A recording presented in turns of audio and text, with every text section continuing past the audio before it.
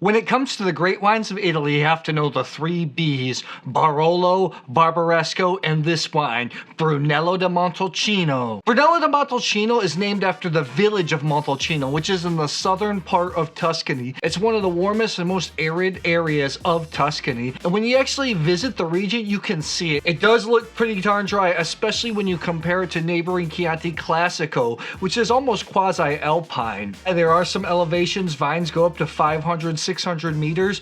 Little fun fact, Montalcino is kind of in the middle of nowhere. It's a pain in the butt to get out there. Brunello is the name of the clone of Sangiovese in Montalcino. It can either be referred to as Brunello or Sangiovese Grosso. For as great and as popular as it is, it's a relatively new wine. The wine's name actually comes from the Biondi Santi family. The first official Brunello di Montalcino was released by Biondi Santi in 1888 by Ferruccio Biondi Santi. Over the next few decades, over 4 vintages were released. The rarity added to the prestige and the value of the wine. Up into World War II, I think Biondi Santi was the only producer of Brunello di Montalcino. That has changed, as now there's about 250 producers of Brunello di Montalcino. A lot of them are small family estates. If you actually visit the region, it's pastoral, a lot of small farms, it's dusty, it's dry, it's arid, it's quite unique. Up into the 1960s, the region was actually known for a sweet white wine, Muscadello. That all changed in the 1970s when the Banfi family came in.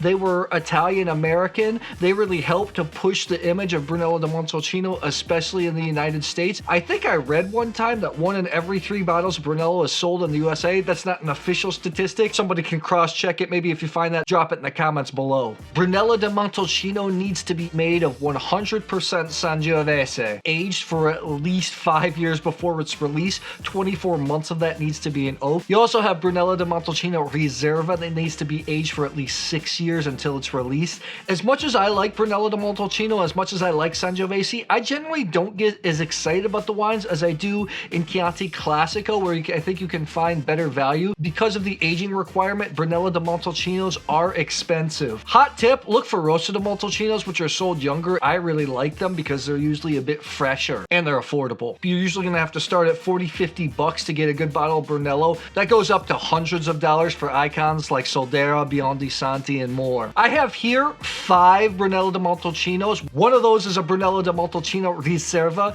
These are some lesser known producers. Let's see if we can find some interesting wines. I'm pretty sure they're gonna be good. These are all current releases of the producers.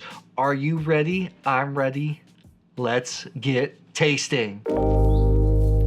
Once again, tasting out of my Gabriel Glas Standard edition. Love these glasses, universal glasses. I think they're gonna work great with Brunello. I have a link in the description box. Check them out. It helps the channel if you purchase with that link, so thank you. I've been wanting to do this video for a while. I'm not as well connected in Montalcino as some other areas of the wine world in Italy, so sometimes it's hard for me to track down samples. The reason I don't get as excited about Brunello di Montalcino is maybe I don't drink them as often as I would like to. Generally, they are pretty expensive. Regardless, when I think of Brunello di Montalcino, I'm thinking of a lot of leather, thinking of a lot of cigar box, I'm thinking of a lot of tobacco, thinking of that beautiful sour cherry flavor. And also, they're pretty tannic. They're wines that need to be laid down. Let's start out with wine number 1 here. Exactly what I'm talking about. Wine 1, quintessential. I could pick it out. That's Sangiovese. Sour cherry. This wine has more cedar, not as much tobacco. Earthiness. Nice color, a little bit lighter in color. Sangiovese actually doesn't have a ton of color, although the Brunello clone has a little bit more. There was actually a scandal called Brunello Gate in 2008 where the Italian authorities came in, confiscated some wines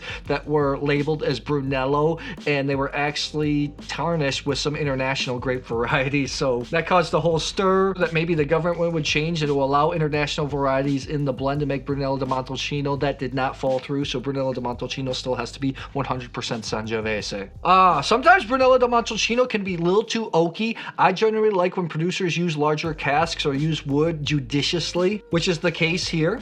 Nice wine so far. It's gonna be a good episode. Already that wine is pretty darn good. Brunello di Montalcino can be pretty tannic. The tannins are pretty under control here. They're not overbearing. Nice.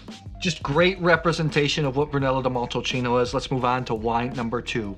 Oh, as always, I knew these wines beforehand. I just corvied them and I had somebody mix them up for me. 2 shows a little bit more wood than wine 1. Quite similar though. One thing I missed out, I think 1 is a little bit more floral than wine 2. Wine 2 just feels a little bit more concentrated, but still similar flavors, sour cherry. Here, this is more tobacco-y, where wine 1 was more cedary. Number 2 is a very good wine. The fruit is so luscious, it's so delicious. Oh, it's good wine. God, after doing this, I'll have to just get back into Brunello again. Wow, wonderful wine. I was with a wine writer once in France. It was one of those evenings you're BSing. I remember he asked me, what do you think is the most overrated wine for you? Because for me, it's Brunello di Montalcino. That's what he said. That's not what I said. Which I get it, because Brunellos can get a little bit pricier. First 2 were awesome. Wine 3 has a little bit of VA, that little vinegar, volatile acidity type flavor that goes over the fruit. It's not as fruity as the first 2. However, it's VA and perfume on top of the fruit. It's almost like if you had like some sour cherry and you squirted over a little floral perfume, that's what you're gonna get here. It's pretty. I like the bright fruit of these other 2 first, but it's nice wine. Let's give it a taste here. 3 has richness and intensity. I would like it to have a little bit more fruit like 1 and 2, but the richness, the tannins are a little bit rounder. They're not as astringent. It's silkier. It's almost like heavy cream on the palate. It's a little bit bigger body. I think a lot of people might prefer this wine because of its smoothness, its silkiness. Good wine. Let's move on to wine number 4 here. Wine 4 kind of has like this pine leaf note. It's so funny. 1 and 2 jumped out the glass quintessential Sangiovese Brunello di Montalcino flavors.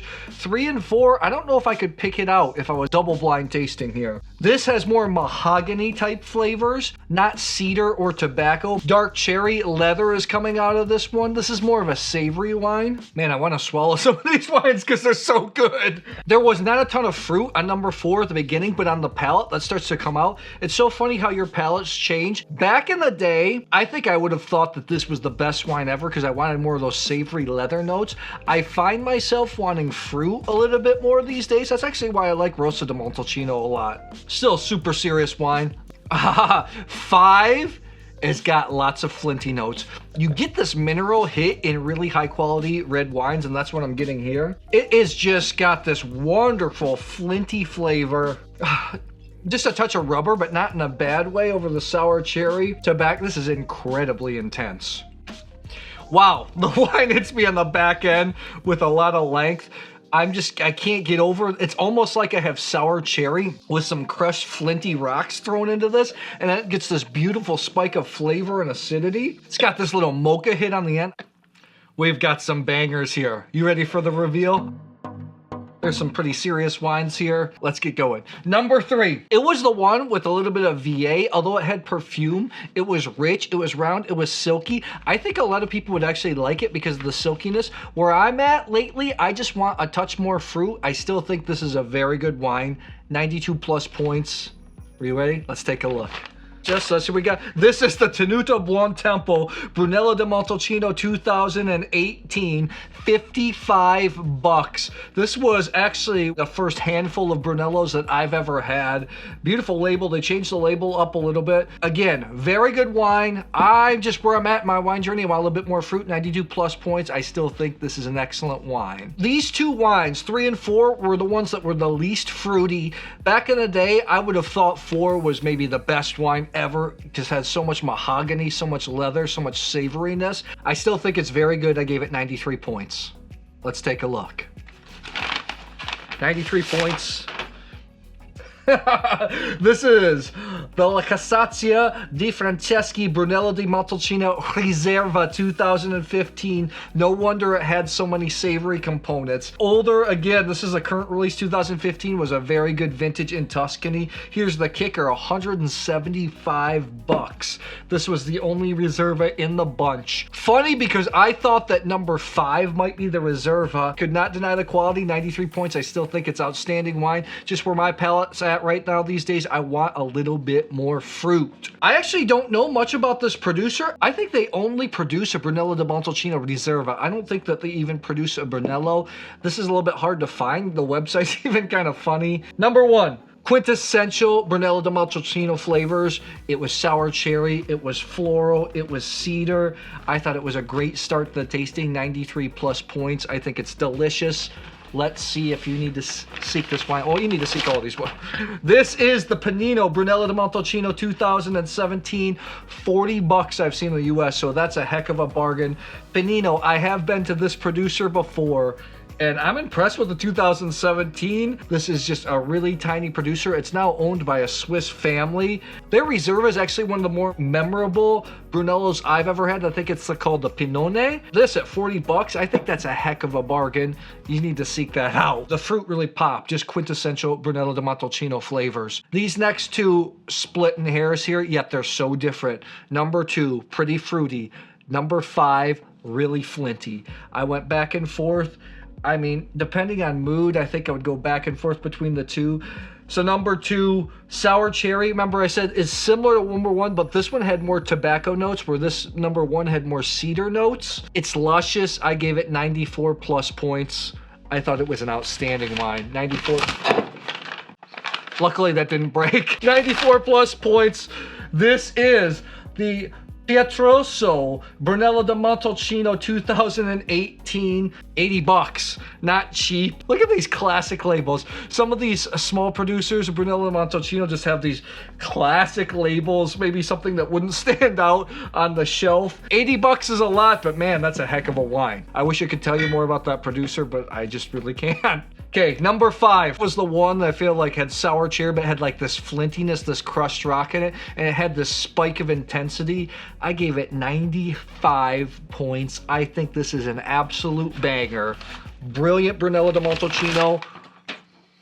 This is the Camponovo Brunello di Montalcino 2018.